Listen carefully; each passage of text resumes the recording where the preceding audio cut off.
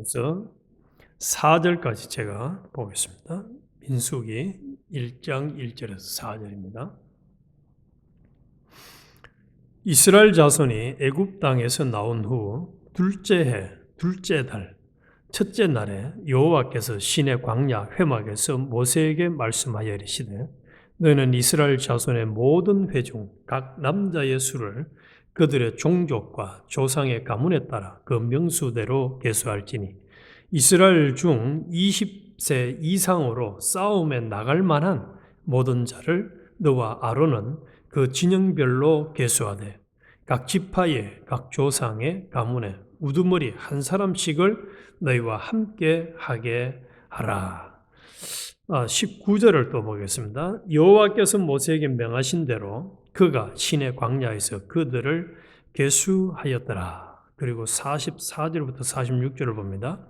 이 계수함을 받은 자는 모세와 아론과 각기 이스라엘 조상의 가문을 대표한 12지휘관이 계수하였더라. 이같이 이스라엘 자손이 그 조상의 가문을 따라 20세 이상으로 싸움에 나갈 만한 이스라엘 자손이 다 계수되었으니 계수된 자의 총계는 60만 3,550명이었더라. 그리고 마지막 절 54절을 봅니다. 이스라엘 자손이 그대로 행하되 여호와께서 모세에게 명하신 대로 행하였더라. 아멘. 오늘부터 이제 우리 민수기를 시작을 하는데 오늘 아침에는 왜 인구조사 명령을 하셨을까라는 주제로 같이 은혜를 나누겠습니다. 왜 인구조사를 하셨을까? 오늘 아침에 찬송도 불렀습니다만은 항상 하나님 앞에 감사하고 기뻐하며 찬송하며 살아가기를 하나님은 원하시는데 우리가 만나는 인생살이는 그런 것 같습니까? 안 그런 것 같습니까? 너무너무 파란만장한 것 같아요.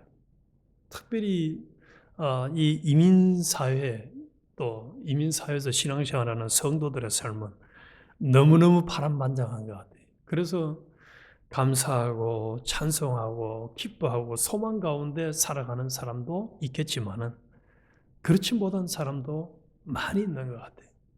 또 좁혀서 우리 자신들을 돌아보면서 야, 하나님이 나를 좀 힘들게 인도 안 하시고 편안한 길로 인도하실 수가 없었을까? 이런 질문을 아마 참 많이 하셨을 거예요. 또 지금 당장 지금 내가 처해 있는 이 현실을 보면서도 하나님이 좀 독생자까지 주시기까지 우리를 사랑하신다고 하셨고 창조주인데 우리 하나님 아버지가 창조주잖아요. 또 주권자잖아요. 주제잖아요. 모든 게 다 할 수 있는데도 하나님이 좀 편한 길로 왜 인도를 안 하실까 하는 의문을 저도 많이 가졌고 많이 가진 것 같아요. 많이 가진 것 같아요. 그런데 특별히 이 민수기는 지금 오늘 읽은 대로 이제 출애굽하고 나서 1년 한 달이 지나고 지금까지는 이제 딱 한 군데 모여 있다가 이제부터 이제 약속의 땅 가나안 땅을 가기 위해서 이제 출발하는 시점에 하나님이 인구 조사를 시키는 장면입니다. 그런데 인구 조사를 시키는데 모든 사람을 다 헤아리는 것이 아니고 싸움하러 나갈 사람, 전쟁하러 나갈 수 있는 사람, 20세 이상의 남자를 숫자를 헤아리라는 거예요. 그래가지고 오늘 본문에 아까 중간중간 읽었습니다만은 여호와께서 모세에게 명령하신 대로 이 사람들이 이제 인구 숫자를 딱 파악을 해보니까 총 숫자가 60만 3,550명이었다. 이렇게 기록을 하고 있어요. 그리고 1장 마무리도 하나님께서 모세에게 명령한 대로 순종해서 인구 숫자를 다 파악을 했다. 이게 이제 1장이었습니다. 그리고 이 민수기 전체는 이제 시내산에서 출발하는 장면이 1장에서 10장까지고, 그리고 이제 광야에서 불순종과 심판을 받는 내용이 11장부터 25장까지 나옵니다. 그리고 기억하고 있을 발락과 발람 이야기가 22장에서 24장. 그리고 새로운 세대의 이제 준비가 26장부터 36장까지 나옵니다. 그래서 이 민수기는 책 제목대로 전쟁에 나갈 사람들의 숫자를 파악을 해라. 이 숫자 파악이 2번이 나옵니다. 그런데 우리가 먼저 이제 이 숫자 파악이라는 말을 들으면서 또 오늘 아침에 제가 왜 중간중간 순종하였더라는 말씀을 읽었느냐. 인구 숫자 파악은 아무렇게나 하면 안 됩니다. 잘 알고 있다시피 다윗 왕이 하나님 명령하지도 않았는데 인구 숫자 파악을 했다가 어떻게 됐습니까? 사무엘하 24장과 역대상 21장에 보면은 하나님께서 인구 숫자 파악을 하라고 명령도 안 했는데 그 숫자를 파악을 했다가 3일 동안 7만 명이 죽는 너무너무 끔찍한 일이 일어났습니다. 그래서 우리는 그냥 내가 생각 들고 내가 마음에 들고 또 사람들이 욱샤욱샤 하니까 해보자 이렇게 살 수 있는 사람들이 아닙니다. 주님의 피값에 팔린 주의 겉된 자들이고 또 주님을 모신 성전된 자들로서 말 한마디 하는 것도 내가 생각을 하고 계획하고 행동하는 것을 철저하게 하나님의 뜻을 따라서 하나님의 명령과 인도를 따라서 오늘 이 민수기 1장은 순종을 잘했습니다. 순종하였더라 이렇게 말씀을 하는데 근데 나중에 민수기가 다 끝나기 직전에 보면은 여기까지는 순종했는데 그 다음부터 순종 안 해서 다 죽어버렸어요. 요 1세대들은. 이 너무너무 끔찍한 이야기가 민수기 이야기입니다, 사실. 그래서 인구조사라는 말을 들으면서 우리는 다윗과 같이 자기 마음대로 인구조사를 해서는 안 된다는 겁니다. 그리고 왜 하나님께서 이스라엘 백성들을 출애굽시켜가지고 약속의 땅 가나안으로 인도하시면서 얼마든지 전쟁을 치르지 않고도 가나안의 사람들을 다 죽이고 이스라엘 백성들을 약속한 대로 그 가나안에 살도록 해주실 수가 있습니까? 없습니까? 있고도 남음이 있죠. 있고도 남음이 있어요. 그런데 왜 하나님께서 오늘 요 4절까지 읽은 말씀처럼 20세 이상으로 싸움에 나갈 만한 사람들 숫자를 다 파악해봐라. 이렇게 전쟁하러 갈 사람들 숫자를 파악을 해보라고 명령을 하셨을까 하는 의문이 생겼습니다. 또 아까도 서론적으로 말씀드렸습니다만 우리 자신들에게도 마찬가지. 독생자를 희생하시기까지 사랑하시는 그 동일한 사랑으로 우리를 사랑해 주시고 우리의 생명을 연장시켜 주시고 건강도 주시고 또 말씀과 기도할 수 있는 이 은혜를 주셔서 오늘 새벽 기도도 하게 하셨는데 왜 하나님께서 하나님의 자녀들에게 경제적으로 신체적으로 정신적으로 각종 어려움을 주시고 편안한 길로 인도하지 않으실까? 모든 사람의 걸음을 아마 수필집을 쓴다면 수십 권을 쓸 수 있을 정도로 파란만장한 인생길로 왜 하나님이 그렇게 인도하실까? 여기에 대한 하나님의 의도와 목적을 파악 안 하면은 평생 원망하다 가는 거예요. 그냥 어떤 사람들을 만나면은 예수 믿는 성도들에도 불구하고 원망과 짜증만 잔뜩 있는 것 같아요. 감사와 기쁨, 소망, 찬양에 대한 그 표현은 전혀 안 나오는 사람들도 있더라고요. 매사가 불평이야. 매사가 짜증이야. 매사가 원망이에요. 그냥. 하나님이 그렇게 하라고 흉내도 내지 말라고 했잖아요. 그런 거는. 그런데 왜 그렇게 사는? 그 환경도 하나님이 주신 환경인데. 하나님이 주신 환경. 전쟁을 안 치러도 되는데 가난한 사람들과 왜 하나님께서 전쟁을 치르라고 또 치르러 갈 숫자를 파악하라고 하셨을까? 첫 번째 가장 중요한 것이 하나님은 우리 하나님의 자녀된 우리들을 편안한 길로 인도하고 곱게 키우는 게 목적이 아닙니다. 하나님 아버지와 같은 온전한 사람을 만들어서 하나님의 모든 소유를 다 상속시켜 주기를 원하십니다. 그래서 한마디로 실력자를 만드시기를 원하십니다. 실력자. 누구와 같은 실력자입니까? 예수 그리스도와 같은 그런 실력자를 만드시는 거예요. 하나님의 뜻을 온전히 순종하고 하나님께서 사명을 맡겼을 때에 그것을 다 감당할 수 있는 실력자를 만드시기 위해서 하나님은 계획하시고 그 길로 인도를 하십니다. 그래서 그 실력을 만들어 가는 것은 우리가 하나님 명령에 순종하는 그 우리의 실천적인 충성, 믿음, 순종이 있어야 그것이 자라갈 수가 있습니다. 어제 제가 우연히 하나 접한 정보 중에 그런 정보예요. 자식 교육을, 자녀를 망치는 방법이 뭐냐? 부모가 자식을 위해서 다 해주는 거예요. 뭐든지 다 해주는 거예요. 그리고 내가 고생했으니까 너는 고생 좀 하지 마라 하고 다 해주는 거예요. 그래서 한국에 미국에 와서 있었던 그 고등학생 중에 한인 학생이 고급차를 타고 다녔대요. 학교를. 고등학생이.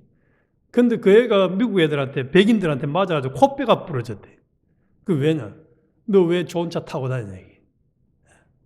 그래서 그 코뼈, 그 기사의 핵심 내용이 뭐냐? 그 코뼈 부러지게 한 거는 부모가 잘못했다는 거예요. 우리 하나님이 우리에게 시련, 어려운 환경을 안 줘도 되는데, 거기서 왜 하나님이 우리에게 계속적인 어려움을, 전쟁을 치르도록 하는 것 같은 어려움을 주시느냐? 하나님의 자녀된 우리들이, 하나님 나라의 백성된 우리가 하나님을 의지하고 또 하나님 말씀에 순종함으로 신앙이 성장하도록 하기 위함입니다. 그래서 이 시련을 잘 순종으로, 믿음으로 승리한 사람들은 신앙이 자랐습니다. 출애굽 당시에 홍해를 만났을 때에 하나님이 모세가 지팡이를 들고 가르치라는 그 명령을 안 하고도 하나님이 그 홍해를 갈라뜨릴 수가 있습니다. 그런데 하나님 모세에게 너 지팡이를 들고 가르치라라고 명령을 해서 하나님이 역사를 일으킨 것처럼 우리가 만나는 모든 현실은 우리의 순종, 인간의 역할을 반드시 요구해서 순종해 보니까 하나님께 대한 믿음이 더 자라도록 하는. 그래서 이 가나안을 정복하는 과정도 이스라엘 백성들의 믿음과 순종을 시험하고 성장하는 믿음의 훈련 과정이었다는 것입니다. 가나안 정복 전쟁에서도 하나님은 이스라엘이 자신의 힘이 아닌 하나님의 능력으로 승리한다는 것을 체험하게 하신 것입니다. 그리고 심지어 여리고 성에서는 칼과 창이 아니라 여리고 성이 무너지도록 하는 걸 얼마든지 할 수 있어요. 그런데 하나님은 여리고 성을 돌도록 하는 인간의 그 순종 행위를 요구하셨습니다. 그리고 기드온의 300명의 용사처럼 하나님은 전쟁의 결과가 이스라엘 힘이 아니라 하나님의 능력에 의해서 그들이 300명 용사 없이도 전쟁을 치를 수가 있지만은 그 300명이 순종해서 나갈 때에 순종으로 따라할 때에 전쟁을 이기게 해주신 거예요. 오늘도 마찬가지입니다. 우리가 이걸 알아요. 내 현실을 주신 하나님의 목적. 내가 만나는 참 파란만장한 다양한 현실을 하나님은 왜 주셨다고요? 나에게 하나님이 요구하시는 그 명령을 따라서 순종을 요구한 순종. 믿고 순종하는 거예요. 그러면은 하나님의 역사를 홍해가 갈라떨어지는 경험도 하고 가나안을 정복하는 경험도 하고 여리고성이 무너지는 경험도 하고 또 심지어는 사자굴에 들어갔던 다니엘은 사자 입을 막아서 하나님이 살아나오도록 하는 그 경험도 하고 해서 우리의 믿음을 자라도록 하기 위함이라는 거예요. 그래서 우리는 이제 이걸 알아 눈치를 채야 되죠. 어려움이 크면 클수록 나에게 뭘 요구한다는 거죠? 더 큰 순종, 더 결단의 순종을 요구하지만은 내가 그 순종을 하기만 하면은 뭐가 있다는 겁니까?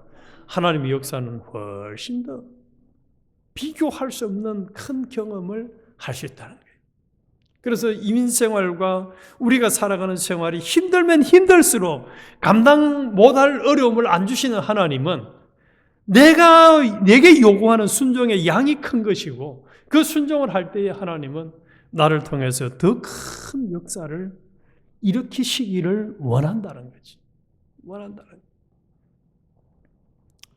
그래서 오히려 더 이제부터는 우리가 딱 상황을 만났을 때 하나님께 대한 소망, 믿음, 하나님 감사합니다. 내가 이 정도나 실력이 됩니까? 내가 이런 어려움을 감당할 자격이 됩니까? 나한테 이런 환경을 줍니까? 감사해야 되지.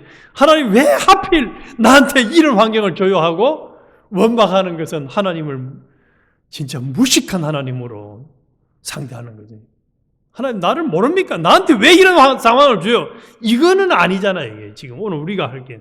왜 하나님 전쟁 우리가 굳이 치러야 돼요? 약속했으면 가나안 땅에 가도록 하면 되지. 왜 다 숫자를 파악을 해가지고 전쟁을 치르라고 직접 우리에게 명령하냐? 이러면 안 된다. 이 민수기를 통해서 우리가 이런 관점을 가지고 계속 민수기를 묵상을 한번 해보죠. 그리고 하나님은 이스라엘 백성들을 하나님 법과 질서를 따르는 거룩한 백성으로 세워서 가나안에서 살도록 하기를 원하십니다. 하나님의 방식대로 전쟁을 수행하고 하나님의 뜻을 따를 때에 하나님의 함께하심을 경험하게 하시는 겁니다. 하나님께서 전쟁을 통해서 이스라엘 거룩한 백성으로 단련시키는 과정입니다. 신약 시대에도 마찬가지. 예수님께서는 우리를 대신해서 영적 전쟁을 치르셨지만 여전히 우리가 영적 싸움을 싸우면 믿음으로 살아가도록 하셨습니다. 그래서 에베소서 6장 12절에 보면 우리의 씨름은 혈과 육을 상대하는 것이 아니요 통치자들과 권세자들과 이 어둠의 세상 주관자들과 하늘에 있는 악의 영들을 상대함이라. 그래서 계속 우리는 평생 이 악한 마귀와 죄와 세상과 사망과 싸워야 할 십자가의 군병들입니다. 그래서 편안하게 살려고 하는 생각은 아예 우리는 접어둬야 됩니다. 그런데 편안해요. 이게 신기한 일입니다. 파란만장한 길인데 성령의 사람이 되고 요 믿음의 사람이 딱 되면은 온유와 화평과 평강과 희락이 있는 길이에요. 찬송이 있는 길. 남들이 보면은 막 두려워 죽겠는데 손양원 목사님이 그랬다고 하잖아요. 일본 그 재판관에서 재판을 받을 때에 보통 사람들 그러면 그 순사 앞에 그 재판관 앞에 서는 것도 막 벌벌 떨 파인데 너 일본 나라 너희는 큰 이 인간이 만든 종재기와 같아서 그 위에 바위를 놓으면 그 바위가 어떻게 되겠느냐 하고 그런 소리를 어떻게 할 수 있겠어요? 너희는 바싹 깨진다 일본들. 어떻게 그런 말을 할 수 있겠어요? 하나님을 믿는 믿음의 사람들은 그 어떤 상황을 만나도 눈 하나 깜짝 안 하는 그런 여유가 있는 거예요. 성령의 사람. 그래서 이스라엘 백성들이 가나안을 그냥 그저 받아먹는 것이 아니라 믿음으로 싸우고 하나님을 의지하도록 하나님은 하셨습니다. 전쟁 없이도 땅을 주실 수 있지만은 믿음을 성장시키고 신뢰하며 실천하도록 하셨습니다. 그래서 하나님 나라를 세워가는 과정에서 하나님 백성들은 하나님을 의지하고 순종하는 이 경건의 연습, 훈련이 필요합니다. 우리도 꼭 마찬가지입니다. 우리가 살아가면서 평생 우리는 하나님을 의지하지 않으면 안 되도록 하는 그런 다양한 환경을 주실 때마다 우리는 요 하나님의 의도와 목적을 딱 파악을 하고 왜 인구조사를 하게 하셨을까? 왜 전쟁을 치르게 하셨을까? 왜 우리에게 파란만장한 이 시련의 환경을 연단의 환경을 주셨을까? 테스팅을 하실까? 하나님을 온전히 의지해요. 하나님을 그 뜻을 따라서 순종하는 믿음으로 우리가 자라도록 하기. 그래서 예수 그리스도와 같은 온전한 자로 자라서 나중에 모든 하나님의 소유를 다 상속시켜서 영원토록 하나님과 함께 영광을 누리는 그런 복된 자를 만드시기 위하여. 그래서 우리만큼 큰 소망이 없어요. 우리가 정신을 차리고 눈을 뜨고 보면은 우리보다 더 영광스러운 자가 없는 것입니다. 그래서 우리도 이 신을 줄 때 이제는 원망 불평이 아니라 오히려 소망과 감사와 믿음과 찬양으로 승리한 모두가 되어야 하겠습니다. 하나님 아버지,